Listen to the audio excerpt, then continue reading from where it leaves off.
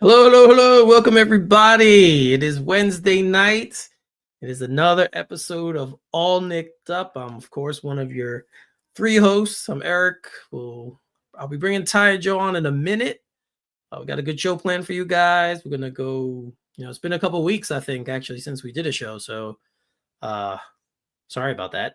But last week, it was, had some stuff going on. And my birthday was Thursday, so I was doing some stuff for my birthday. So there was a lot of stuff going on. So sorry about that. But we are back this week. So let me bring the two guys in. Let's bring Ty and Joe in. What's going on, fellas? How are you? What's going on? Doing good, man.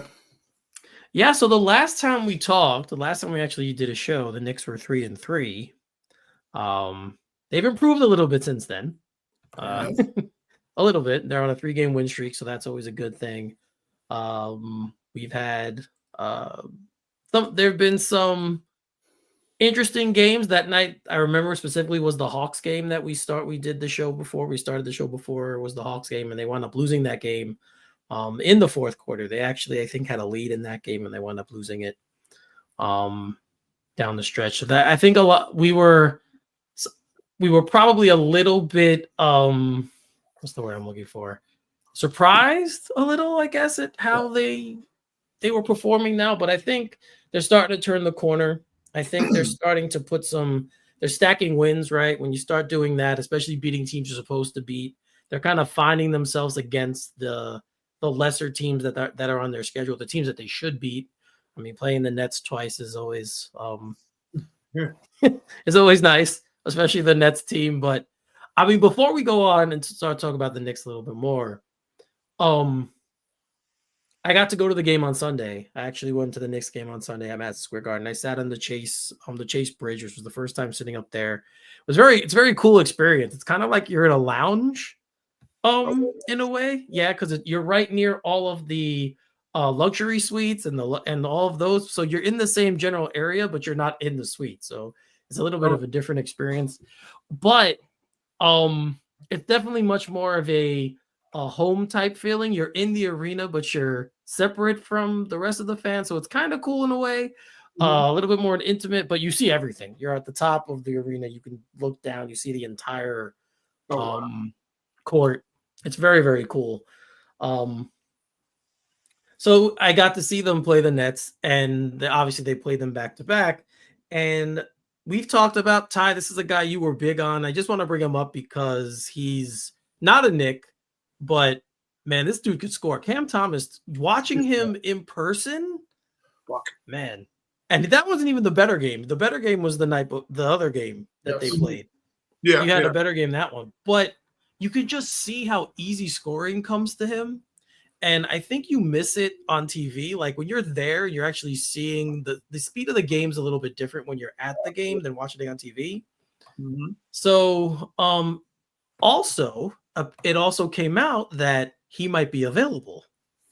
So I didn't know about that news. Yes, it came out that someone like Cam Thomas would be available. So would you entertain it? I'm just throwing it out to you guys. Would you guys entertain someone like him? I've heard everybody on that team is available. I've seen that in print. Literally everybody on that team is available. Popcorn vendor. Yeah, probably those guys too, man.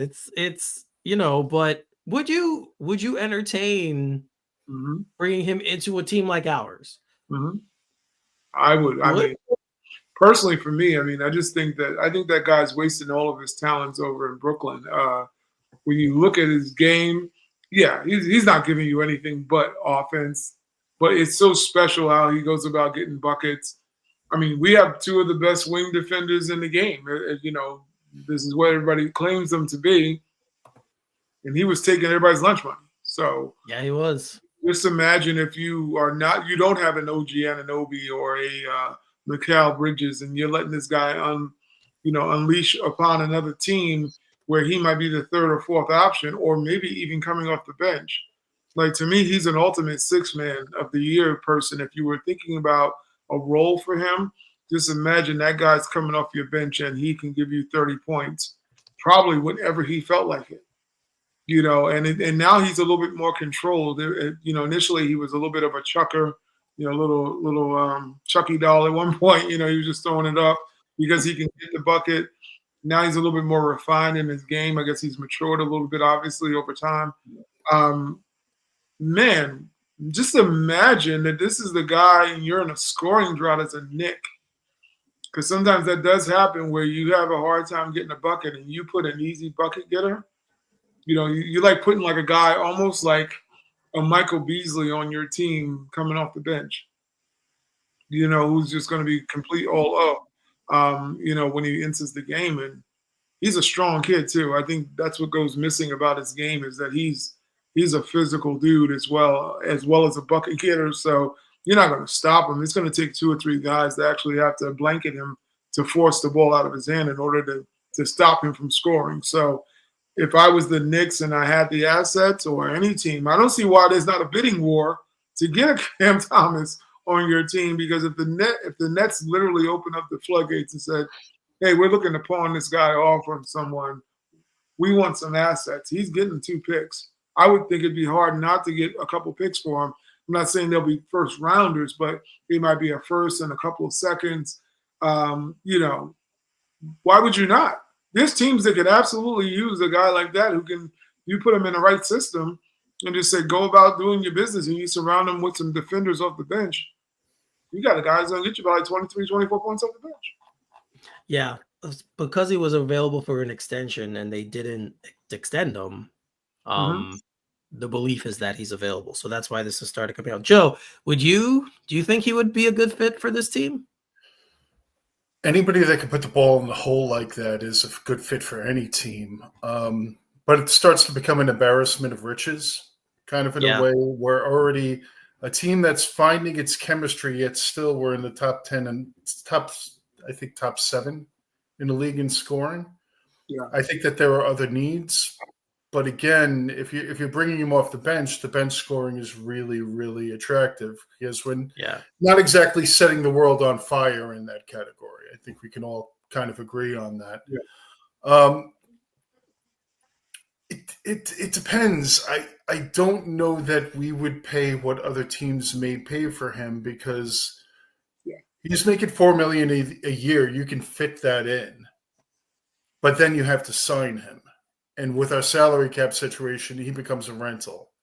So you start to kind of toss that in and say, you know what, if we really think this is our year and it's worth throwing assets in to pull him in for a year, then I'm not opposed to putting all the chips on the table. I mean, winners do that. But I think that there's somebody else that may see him as a longer-term fit. I think I mentioned to you San Antonio would be good for him, I think. I think there were other teams that would see him as a building block and probably would be willing to bring more to the table in a trade. But, yeah, sure. I mean, I think our needs are elsewhere, but anytime that you can add that kind of offensive firepower, you do it. Yeah, we're what's it called? The smart money right now is actually on the Bucks. They're saying that the Bucks are the front runners to land him. Do they have any assets though? I mean, the Bucks. Yeah, that's the thing. I don't know how they would do it.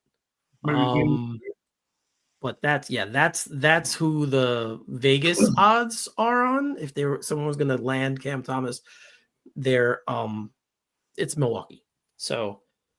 Well, maybe Dame did want to come to Brooklyn. That was one of the other landing spots. It was Miami and Brooklyn. He might as well go back to Portland if he's going to do that. And they don't even want him. They don't even want him now with that game he's playing. And I'm a Dame. Really quick. Love Dame, and he's not that dude right now. No. And really quickly, since you brought up Dame, we've heard rumblings now coming out of both Milwaukee with Giannis, and also now we're hearing the real stuff come out of Philadelphia around Embiid. And I'm bringing it up because both those guys were linked to the Knicks this summer. Yeah. So, just kind of funny. That's all. It's kind of a funny little thing that we're hearing all the truth come out now. Props to Tyrese Maxey for calling out Embiid. Yeah, big time. That when he's obviously their young up and coming star, and he's kind of taking ownership of it now, saying like, "Hey, we need you, but we need you all in. We need you fully engaged. If not, what's the point? Like, why even bother?" So, yeah, I mean, that whole situation is crazy. I did not expect Philadelphia to be this bad, but here we are. So I don't know what. It's Yeah. sweet though that they are that bad. Not that I'm this big Philly hating team. Whatever. I like Philly as a city. Really, this comes down to one guy, and it's the actual booty scratcher, and that's Embiid. We need to. This is every bit of what we watched as a Knick. This is a sweet victory because what he did to Mitchell Robinson was maybe the witch ass move of the year, or maybe in the last 10 years I've ever seen. Down they have a montage of him making all these extra dirty ass plays against other players. I mean, namely against the Knicks. He need what Hartenstein in the Jewels grabs Mitchell Robinson's leg. He's barreled into other people's knees, et cetera, et cetera, et cetera. We watched a long list of atrocities committed by Joel Embiid, and how befitting that he's called out to be because he's a lazy sack of what. Yeah. And basically you're doing all this. It was not more befitting than watching him do this after getting 2 points on the Knicks. He scored 2 points and tried to cheer up like he was the reason why they were even in the game. And then, the sledgehammer comes on and the Knicks just, basically kick his arse all the way and stomp the yard. And he's just been a lazy piece of what. And it's good that Maxey, I mean, when we think back even to the MVP season, in my opinion, the Jokic should have won 4 straight because I don't know a better player than Nikola Jokic. I mean, people can get at me, whatever. I know I'm a Brunson fan. I'm a Cat fan now. Obviously, he's on the Knicks, and I can talk about how great those players are. The best player in the NBA is Nikola Jokic. Let's not even get it closely twisted. He deserved to win every MVP, and he probably deserves it to win it this year, given that when he's not in the game, they suck. They absolutely suck. So Embiid was lucky to get that, probably from whining and people getting tired of voting for Nikola. But I've not seen anything from Joel Embiid that is worthy of considering him to be a top athlete in this game, let alone a top. He has the talent, but he's a piece of crap when it comes to actually being in shape and actually looking like he gets paid to do his damn job. Yeah. I mean, just to bring up Jokic, like you brought him up, and just to bring up one thing, he's leading the NBA in assists as a center. I mean, he's a bad dude, man. I love Monica McNutt's nickname for him, Optimus Dime. Oh, nice. That is nice. I didn't even know that. That is nice. Yep, Optimus Dime. Since we brought up one 80s cartoon just now with Transformers, I'm gonna go here with Karl Anthony Towns, my little Thundercats. Shout out for Karl Anthony Towns, who right now he has to be in the conversation for MVP, and it's very early in the season. Say it. But he is in the conversation for league MVP. Even the defensive stats that everyone were pointing out, like, they're shooting like 90%, even that's come down in the past few weeks. Like there was a stat that I saw where people were shooting like high 80s against whatever they said, 90, whatever. Now it's down to, I think, hold on a minute. I saw it. It might just be I posted something today about this on the fan page. Yeah. And I mean, it was alarming to read that, but like I said, in the beginning of the season, when the season first started, they were all kind of figuring out. I still even have issues with Bridges' perimeter defense right now. Like, where is the guy that I remember? Yeah. OG's defense has been fantastic for the most part, but OG's been fantastic. Yeah. Yes. Overall, he has. You're correct. But Bridges' defense has been a little. Now, I did not expect this little mid-range. I knew he was a good mid-range shooter, but he's like ridiculous right now. Yeah. But Towns has been the Knicks' best player. I don't think it's arguable. He's showing parts of his game that I always knew he had, but I didn't see enough of in Minnesota, and now we're seeing everything. You're seeing the passing, you're seeing the 3-point shooting, you're seeing the post-up game. He's screening harder, in my opinion. There are things he's doing, all of these things that, like I said, I always knew he had the talent to do. I always knew how great he was skill-wise, but he's finally putting it all together. Tibbs always chalks it up to, well, he's matured. Of course, that's part of it. What do you think the reason for that is, though? Like, it's very weird that a guy at this stage, he just turned 29, I think, right? Ty is circling it's the Knicks. You know what? You might be right. He grew up a Knicks fan. He probably loves playing here. He's home.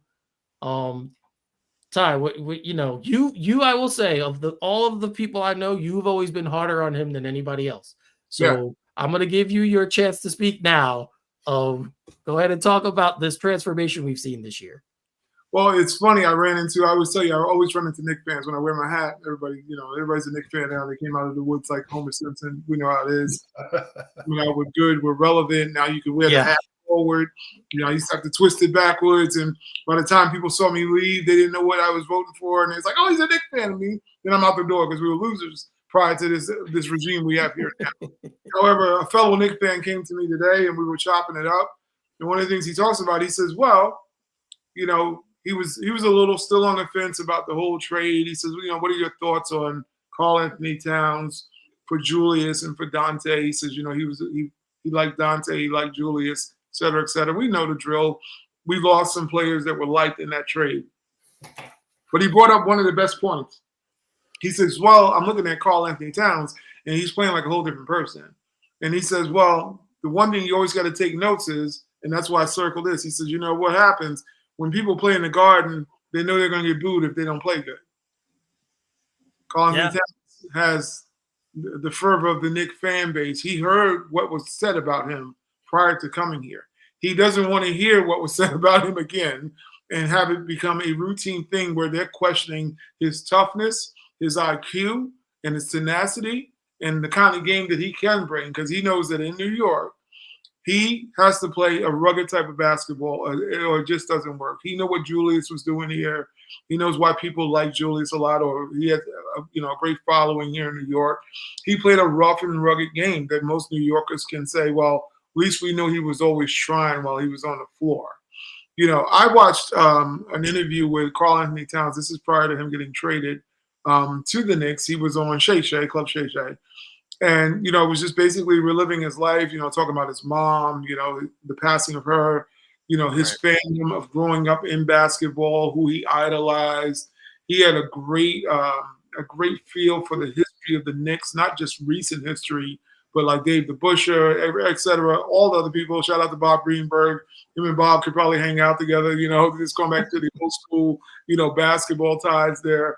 And you just heard him talk about getting what the Garden meant and how much, I think the thing that goes missing, how much it meant to his mom, rest in peace to her and rest in power in her. This meant a lot to him coming here to the Garden because of his mom.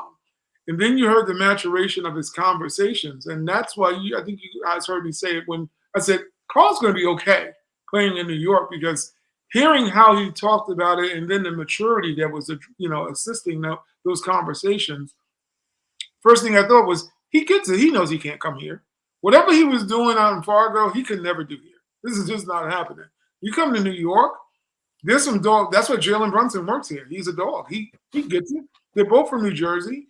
New Jersey kids, local kids, grew up with the Knicks, whether being around with Jalen and his father and calling Towns clearly being a fan of the Knicks. Nobody's a fan of New Jersey Nets other than Kyrie Irving. Nobody was ever a fan of him. So naturally, you're going to gravitate towards being a Knicks fan. So when you look at that, he got it. He knew, he got the memo.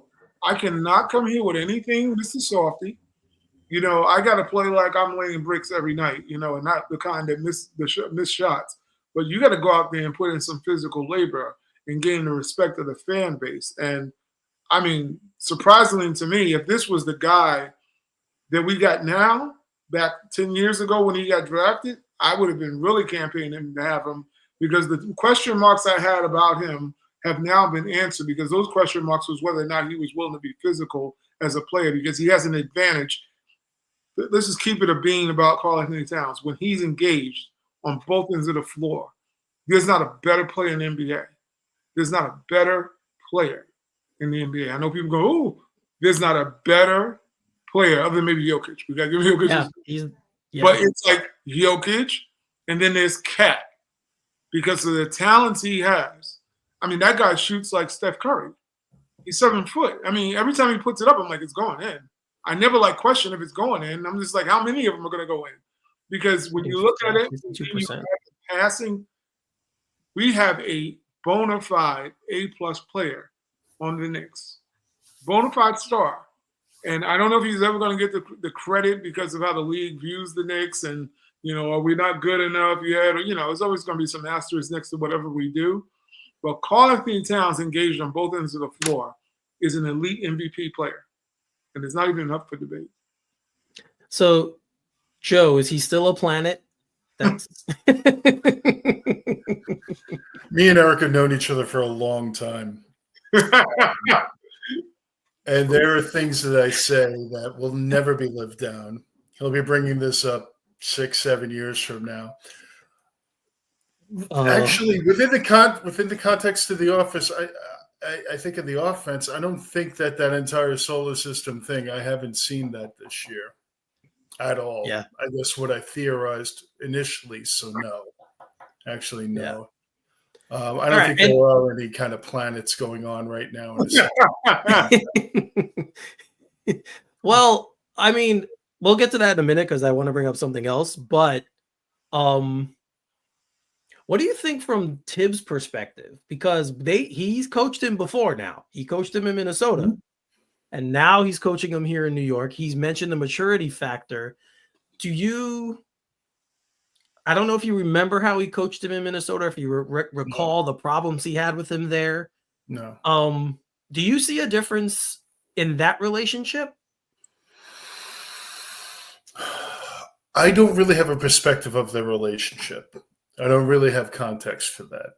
I know that what I've seen from Karl-Anthony Towns thus far, and it's been incredibly impressive. And I know Ty's covered the entire New York, this is New York end of things very well. And I think that's really significant. New York and Minnesota, those things are not equivalent. I mean, if you can't get up to play your best in the Garden, there's something wrong with you. I think we all know that. I think part of the reason he's playing so well is he's back at the 5 too. He's always played better at the 5. I don't know if him playing at the 5 ultimately is going to be the right mix as far as starting ultimately. But I've heard it said many times that when he's playing 5, particularly when he's playing against premium 5s, he gets up and he comes. It's been wonderful to see him play. It's wonderful to see him enjoying himself. I think there are constraints that were shed out in Minnesota, and he's playing freer than he's played in several years. I think he feels a little bit unchained. I mean, you're walking. It almost feels like they were building the team in Minnesota around his weaknesses, and then they got the first pick and a superstar level talent dropped in their lap, and the focus shifted. Whereas he came to a team that needed exactly what he had. They needed somebody that could put the ball in the hole the way that he can put the ball in the hole. And I think there may have been a little bit of an identity crisis as far as what his role was in Minnesota, but he's playing freer, he's playing loose, he's playing excited. You could see the chemistry building with his teammates. It's very exciting to watch. Yeah, I mean, I remember when that draft, because that was the year we got Porzingis, and I remember that draft. And I remember just thinking, as soon as we did, obviously we never win the lottery, but so as soon as we didn't, I was like, well, we don't have a shot at him now. And that was the guy I wanted. Like, that was the guy I wanted them to draft. So it's cool that, I mean, it's funny how things work out, but it's cool that he's here now at a point where I feel like he got all of that out of his system in Minnesota. And he comes here now and he's like a mature, fully formed player. I do think, from my perspective, from thinking of the question I asked you about from the coach's side, I think there's a trust there now that he didn't have before, right? Like I think he trusts Towns, and that had to be just from getting information from people before he came here again. I don't think he's here if Thibodeau wasn't like, yes, bring him in. We need him again. We need someone like him. There's definitely a trust factor, and I see it mostly in the fact that when he gets a lot of fouls, he doesn't look to take them out right away. And he trusts him to play through that and not foul out. And I think from my perspective, that's the ultimate sign of a coach being like, yeah, you're here. You're a great player. I trust you not to screw up anymore. I trust you not to foul anymore. So that's one of the things I noticed about him from my perspective. But he has been everything. Like last year we said or a few years ago we said Brunson was everything more than we expected. I think I feel the same way about Towns right now. Like, do you think that there's maybe in Karl Anthony Towns' and a little bit more appreciation for Tom Thibodeau, the professionalism, the dedication, all of that stuff, that maybe he's matured to the point where he understands maybe why Tom is so obsessive about winning and doing things the way he does it? Yeah, I mean, I think that's part of it. I was going to ask you whether or not you thought that Leon Rose treated Tom like Kareem in New Jack City. When Nino told Kareem, "Sit your $5 ass down before I make change." Could that be what Leon told Tom about when Cat comes here, leave Cat alone? You let him do what he wants to do and play basketball and fall a little bit back, and you got the better. I mean, people wonder about the trade. I mean, let's just keep it a being. I love Dante DiVincenzo. I respect Julius, but they are neither one of those guys combined is Karl Anthony Towns. You got the superior talent, and when a guy can throw up 39 points, and it looked like he didn't even play, and he's snatching 12 rebounds, like, okay, I'm just going to go out and get 12.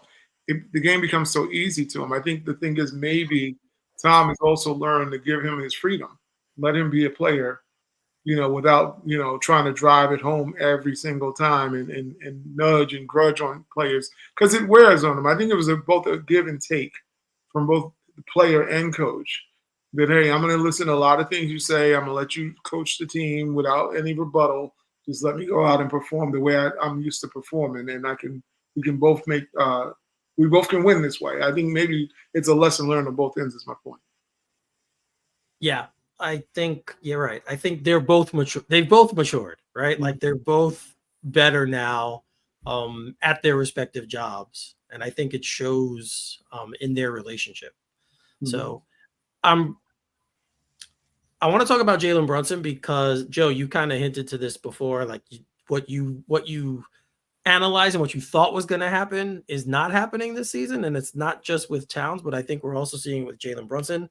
The reason I put that he's getting the point because we're seeing him play more like a point guard. Yes, he can still score when he needs to score. He still obviously is a fantastic scorer, but you're seeing things differently now. He seems to be seeing the court better. And I don't know if that's something he's always had or he just feels more comfortable now because he has a talent like Towns. He has, OG's hitting the three and doing a lot of other things. Bridges has his little mid-range game going. I just maybe it is a more like he trusts the guys he has around him more, so he feels more comfortable to play that way. But this was not something I saw happening, and it's a good thing. My question is it sustainable? Do you think it will stay this way as the season progresses? Joe, you could take that one. I think it's going to evolve as defenses adapt. I think they're a very malleable group right now. They have a lot of offensive talent. And I think that there's going to be a lot of trust with Brunson. At least this is what I thought originally, that there would be a lot of offensive trust and that the ball would be distributed out as defenses collapsed on him. I don't think that there's going to be a set way of doing things. I think they're going to be optimistic and react. And there's a hell of a lot of offensive talent on this team. I mean, we do not really have to wait for Brunson to carry the load necessarily offensively. He's obviously our most dangerous offensive player, or is he actually, now that I'm starting to think about it? And you see OG stepping up offensively and becoming a bigger factor in the offense and everything like that. I don't know what this is going to look like in April. I'm very excited to see what it will be like. My hope for the offense, honestly, is more pick and roll. Just like more cowbell. I need more cowbell in my life. I need more pick and roll kind of in my life. So I probably have not answered that. It probably won't be the last thing that I don't answer completely, but I have no idea what this is going to turn into. I don't know that what we're seeing right now isn't going to evolve into something hopefully nastier next month. It's been really fun to watch them on the offensive side of the ball. I do miss the rebounding and the block shots and a little bit of the grittier defense, but the offense is the shiny new car that we're seeing right now. We have not seen this kind of offense roll out in ever. Yeah, I agree. I can't remember a time where I had more fun watching this team play. That's for sure. Absolutely. Yeah, this has been a lot of fun to watch. Not everything doesn't seem like a grind. I guess that's my question offensively. Like that's my point. That last year, even I felt like they had to work so hard to get their points, and this year we don't see that at all, which is fantastic. Ty, do you think Brunson always had this in him? This type of I think the thing about Jalen Brunson is that he's got a high IQ. I think that's what really separates him from a lot of the guys. I don't think it's the physical talent. It is definitely the craftiness and the IQ. Those Villanova teams, clearly he might have been the best player, but I just think he's always gotten the idea about what winning takes. And winning takes that sometimes you got to play a certain role where you're the aggressor, and then sometimes you got to be the passive player. I think early on what we saw was Jalen really forgetting he got talent on the team again. Early on he was pressing a lot. He was finding himself kind of lost in the trees, something that he didn't do. He realized he's a Lilliputian out on the floor. And we just saw him actually just drive into the teeth of the defense and kind of get smothered and with nowhere to go. And I think he was used to being in the offense when he got into those points, like, okay, I'm going to make a decision once I got in on what I'm going to do because I'm here to score. And I think when things started closing out and teams are like, well, we're taking that away from you. You're not going to be the dude. But I think it took him several games for him to adjust his game and say, hey, maybe I need to do something different.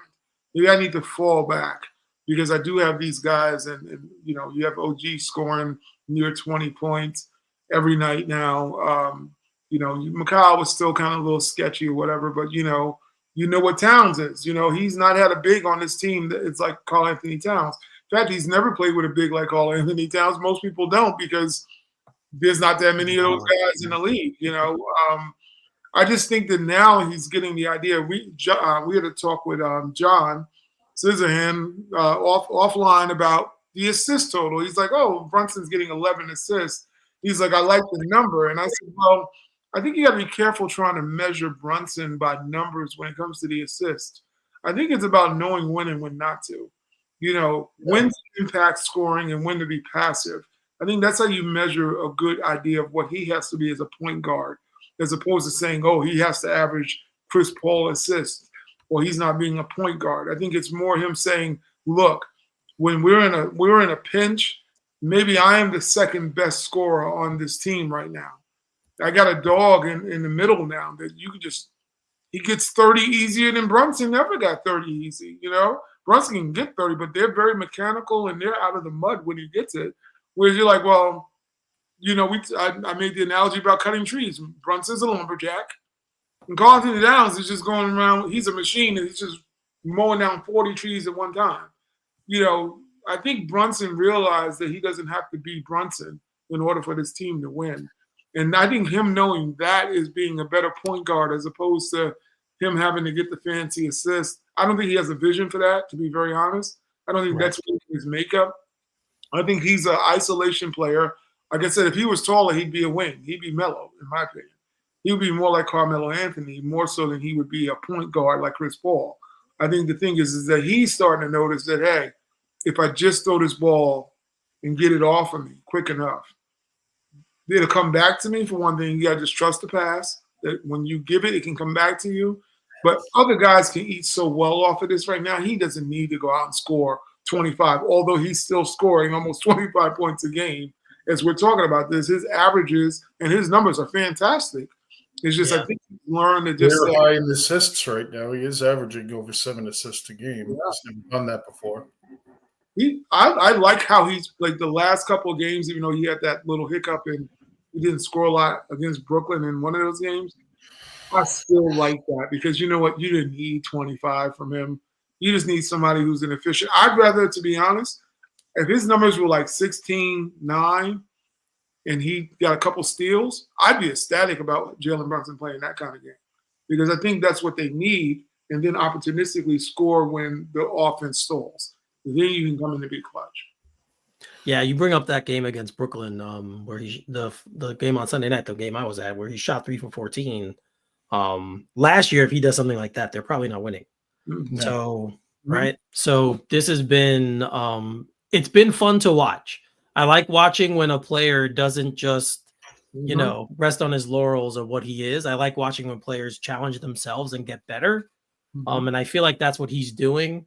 I mean, he's made some bounce passes this year, on pick and rolls that I never thought I would see from him.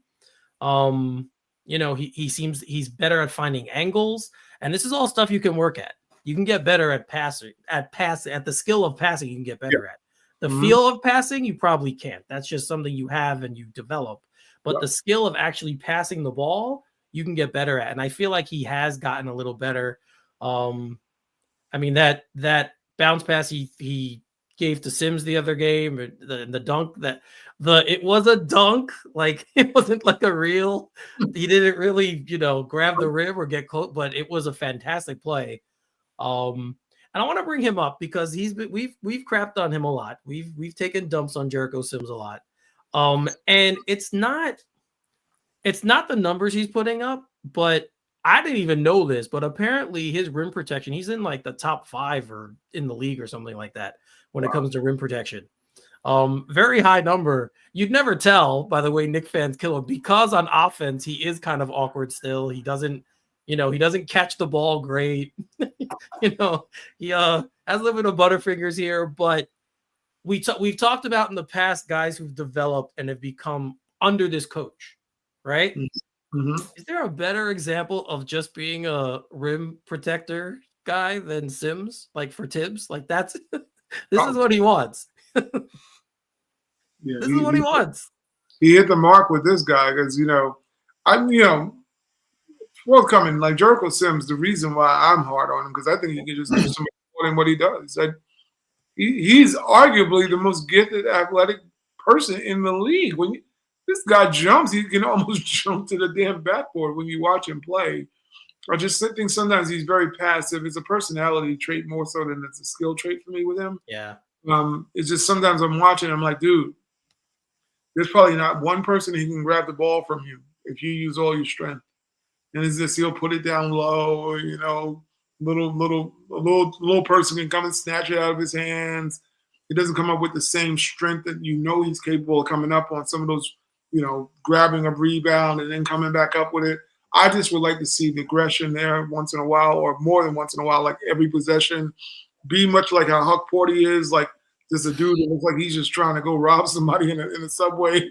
No matter his pockets are full, and he's still trying to snatch somebody's money. You know, that's just how Huck Porty plays. And if Sims, I think, gave an inkling of that, I think he'd be great. But for a Tom Thibodeau type player, this is all Tom wants from his centers. It's just to show big out there, protect the rim in the paint, and run up and down the court for cardio. That's all he wants. If you're trying to do anything more than that, you've stretched the limit of that position as far as he's concerned. And that's why I know he must have a hard time. They must have to tell him to just let Cat do what he wants to do. Because I know it pisses him off this Cat scoring 30 points and somebody get to the rim. He'd rather Cat score 1 point and be a rim presence and knock that 90% down, which I think is insane. He would probably trade Karl Anthony Towns for a Jericho Sims in a heartbeat. That's how crazy Tom Thibodeau is. When it comes to warning, he does. Eric, what is he not? He doesn't like to coach talent. I would say he don't want nobody athletic. If you're athletic, Tom Thibodeau don't. Right. He likes hard workers, grinders. He likes those type of players. And it shows in the team that we have. Like we have a bunch of those guys. Yep. That's what we have. Towns is the most talented player we have, I think. Yeah. So that, but everyone else, like Brunson's a self-made player. Josh Hart's a self-made player. You know, all these guys are just gritty, hard-nosed players. And that's what he likes. That's the type of guys he likes. So switching gears, we have seen a little bit of the expansion of the bench. We are seeing the rookies get a little bit more playing time. We've seen Kolek and Hukporty and Daddy A play some important minutes in the past few games, especially. Joe, is this a trend or is this just he's jerking our chain? I think before that change was made, the noise got about as loud as I've ever heard it as far as his short rotations. You know, yeah. I hope it's a trend that continues. I mean, there's been circulating around the chain that we have going. I think the 3 players with the highest minute totals for the season are all on our team right now, and then it's a couple of more players from other teams and then someone else from our team. You know, this has been the knock against him forever, and sitting there and running a 6-man rotation, which I think on the last show that we had, all of us were screaming about that. Yeah.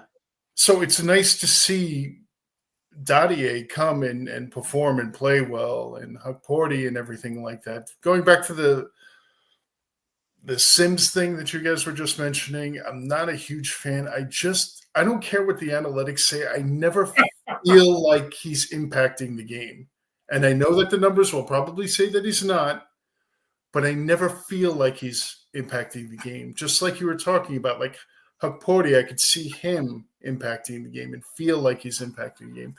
But this is going to be something, hopefully, that we are not fit to be tied come playoff time. I was talking to Paul Patrick, who's on and off our fan base every now and then, and I was telling him when we were both complaining back and forth about it, I'm like, dude, if we are at half-mast health-wise in the playoffs when it comes around, this is why. This is absolutely why. And I would say hopefully he's going to learn, but that has not been what we've seen from the coach. We have not seen that kind of growth. We've seen him be kind of stuck on this. So I'm hoping it continues, but I'm going to shut up now or else I'm going to get angry. I mean, like you said, it hasn't been his MO. No. This has not playing more guys than 6 or 7. I would maybe 7. I'll go as far. Has never been something that this guy has done.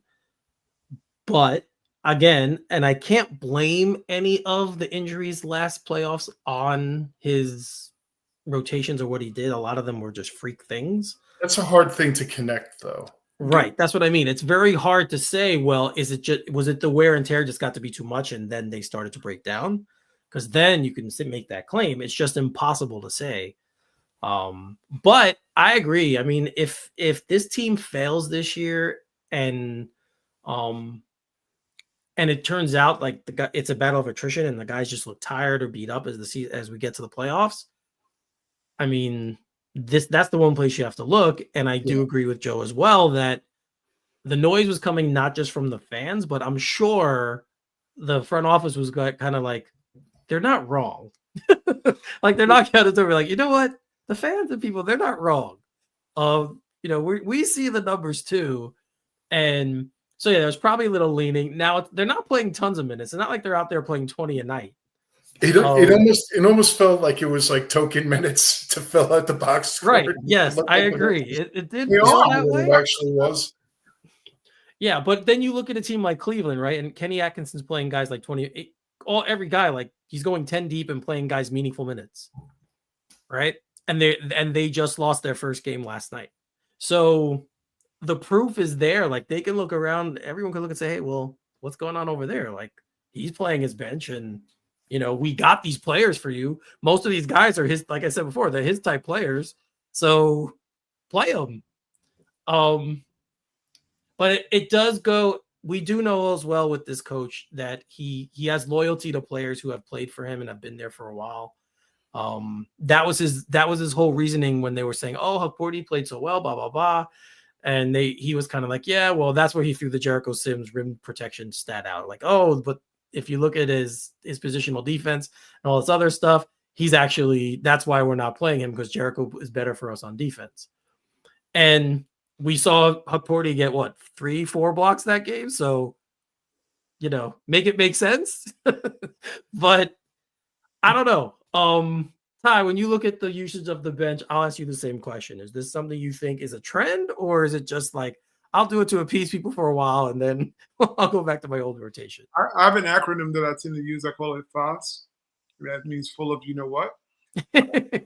That's what we're experiencing with Tom Thibodeau. My joke in our thread, I said, well, he can only play one rookie every game. It's not, you're not going to see two of them. So he's like, oh, you what? Oh, I'm too many minutes. Dadier. And that's all you're going to see is Dadier. I love it when you do Thibodeau. After Dadier, then it's like, oh, Hukporti, you're done next week.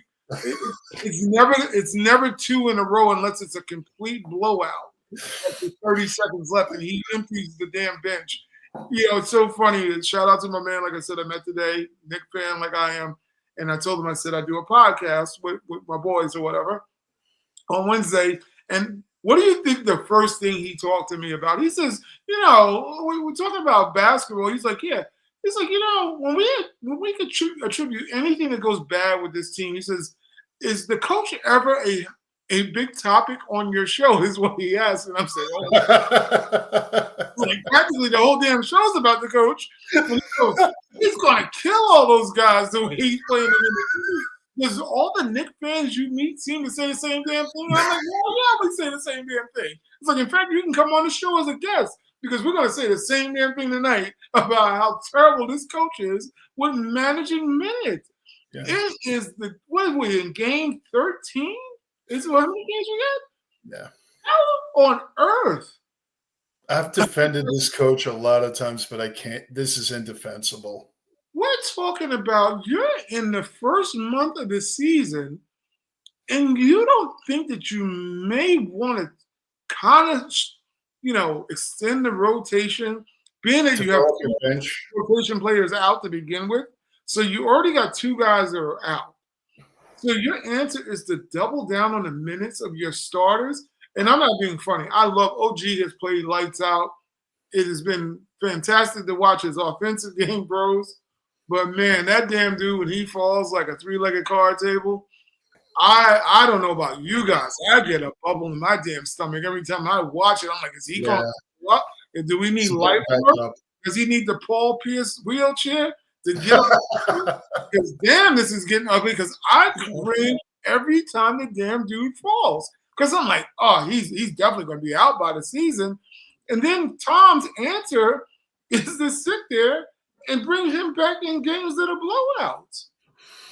I'm sitting here looking. I mean, it's the most maddening thing to watch. And what he does is that he gets into those little mini wars. They're like little passive wars. Like Eric mentioned, or Joe, I can't remember which one you mentioned about 40 minutes. First thing he goes, oh no, but Jericho is like he has a justification no matter what you ask him about the game because he wants to be the smartest person in the room, and he has these numbers. And you know what I think about analytics? I take that as a toilet paper, and I go swipe in the back, and I throw it right in the toilet where it deserves. Because I'm not saying it doesn't have a benefit to the game, but the eye test to me has always been the thing that I paid most attention to since watching basketball. Who's impacting the game? Who brings the energy? Who brings the excitement? Who brings the intensity? Hukporti always brings that to me. You can watch him bring in any player, and if they're productive, you can about guarantee that he's going to sit them the next damn game if they came off the bench. He is not going to play them, and it's spiteful behavior from someone acting childish. because it has nothing to do with what do you think? Porty lost his game the next game. Tyler Kolek lost his. You bring in campaign who don't play no damn defense, and he just chucks up shot. But you gonna tell me Tyler Kolek can't get 5 minutes? He can't get no minutes. Tyler, his defense is that horrendous. Where you put somebody out there who can't score at all and impact the game? Especially right now with McBride out too, right? Like you could definitely play them together. He did play them together last game. He did. And his answer is to give Cameron Payne all of McBride's minutes instead of saying let's allocate those minutes between 2 point guards or who's ever playing the hot hand. When Cameron Payne's not hitting shots, and I mean we don't know when he's going to hit them. I don't think he even knows when he's going to hit them because it's just that shot is just makes me cringe when I watch it go up. But you can see a guy like Tyler Kohler come in the game and he's lights out every time. Kid like Dottier. They come in, they're prepared to play. They bring the right amount of energy. They're not out there lollygagging around like some regular rookies who don't know or didn't get the memo. They're out there playing with the right intensity and with the right mindset of playing. You know, Josh Hart, I worry about Josh Hart. That is the one player when I think about all the players on the Knicks, and I know OG I said before. But if you watch the minutes that Josh Hart is logging in games where you would think he should just sit Josh and say, don't bring him at least back. Like the last game, he brought in Josh, and I'm like, Josh has at least played like 900 minutes in that one game. I would say bring in Mikal Bridges at least for Josh. He's like, no, let's put Josh back out there with the bench players. So can you trying to kill this damn dude? So I got a question. If we're questioning judgment right now, we all saw Towns hurt his back, right? Hit it ground like Chet Holmgren style, right? Mm-hmm. We saw the pain in him hobbling up and down the court. Do you pull him and get him checked out and have the trainers look at him? Like, what is your thought about that? I know what my feelings were on it.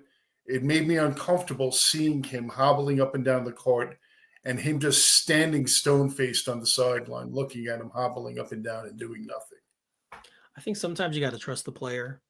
If he asked him and Towns was like, yeah, I'm not too bad, then I think you can, he was slow and like you said, hobbling and I'm sure he was sore at the least, to say the least. But I think sometimes like you can kind of tell, and I don't think Towns would be like, yeah, he doesn't seem like the type of guy who'd be like, yeah, I'll keep going. I mean, he missed those 2 games after we thought he was okay. He banged knees and we're like, oh, he finished that game, right? And then he wound up not playing the next 2. So, or the next one. So I think you got to trust the player to an extent. But do you think he's going to ask out after finally getting to New York in front of New York crowds and all of that stuff? Do you think he's going to ask out? No. Or do you think that has to be done for him? I think if you think it really comes down to the feel of it for me. If as the coach, I'm looking at the player and I'm like, he's like, yeah, coach, I can play. But you can tell, there's something else going on. Then I think the coach needs to say, no. Go get looked at first. If you're okay, you can come back in when you're done, but you should get checked out first just to make sure everything's okay. I don't know what the conversation was. Again, that was Sunday, I think, right? So I was at the game and I didn't I saw what happened and I kept trying to look down on the bench to see what was going on.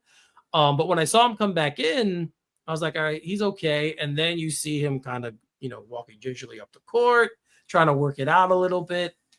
It's kind of a tough thing for me to gauge as a player, but as a guy a former athlete, I never want to come out of the game. No, you would have had to rip my leg off.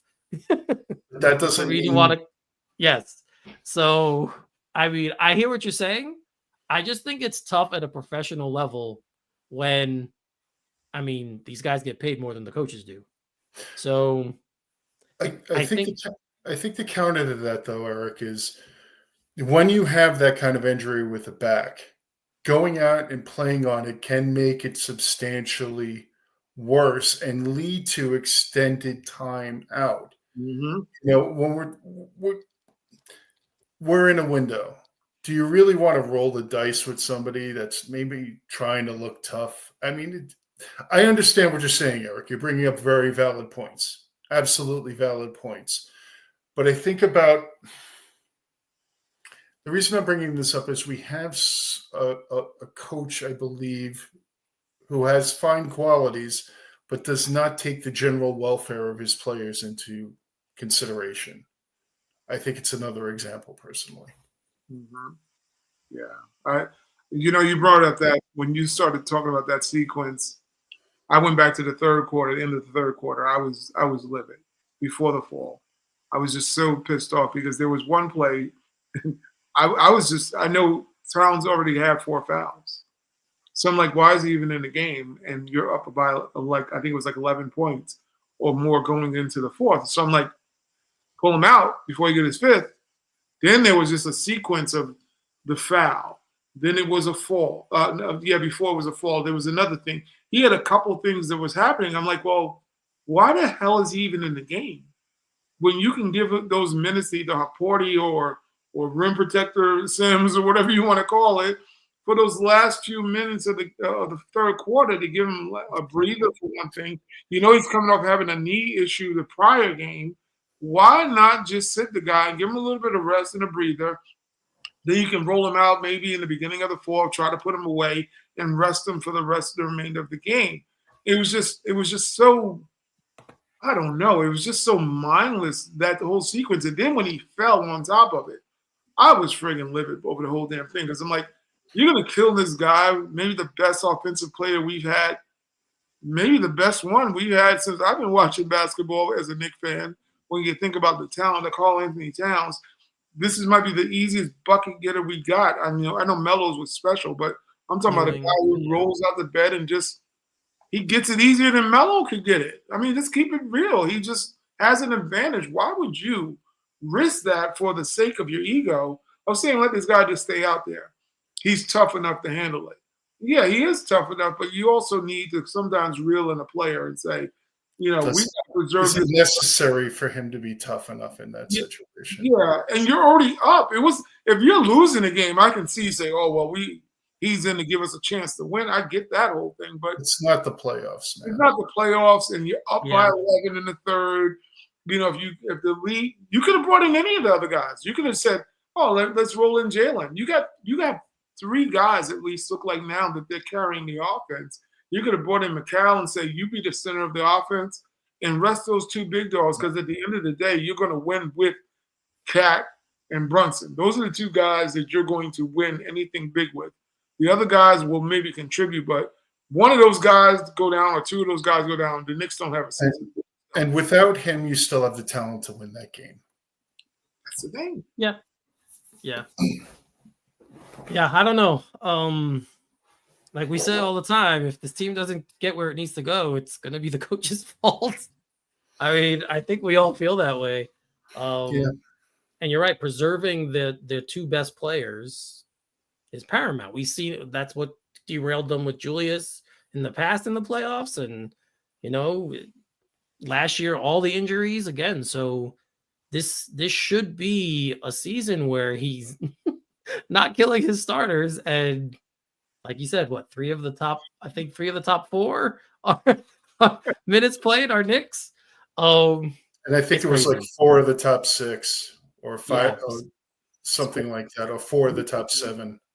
Something crazy. Yeah, it's been wild. And I talk a lot about banking wins, right? I said right now, bank wins against the bad teams, and the really bad teams right now, you can bank and get what's it called, and pad a little bit until you are full strength. Like at least take care of the games you're supposed to win.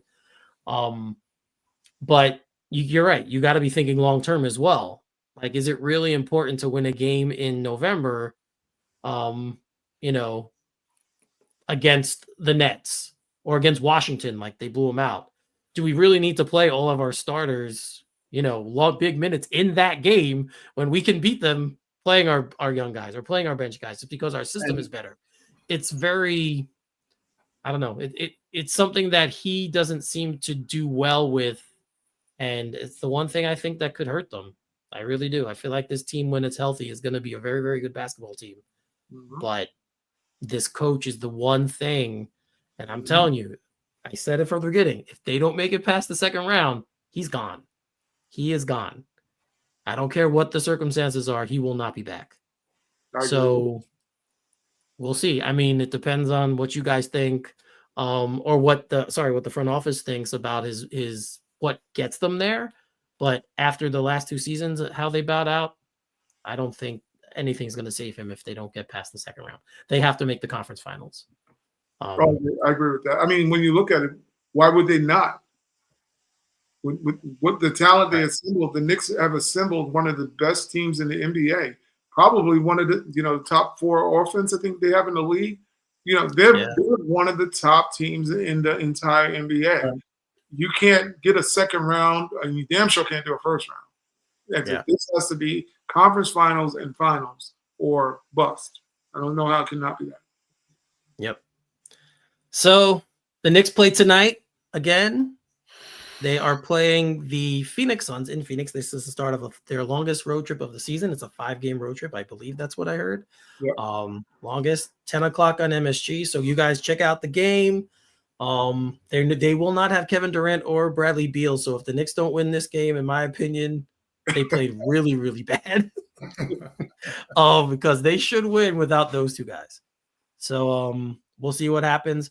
But once again, thanks for checking us out. Shutting it down a little early today, but thanks for checking us out. Thanks for everyone for showing the love and the support. I'm just going to close this one out now for Ty and Joe. It's Eric. You're watching All Knicked Up. We'll see you next time.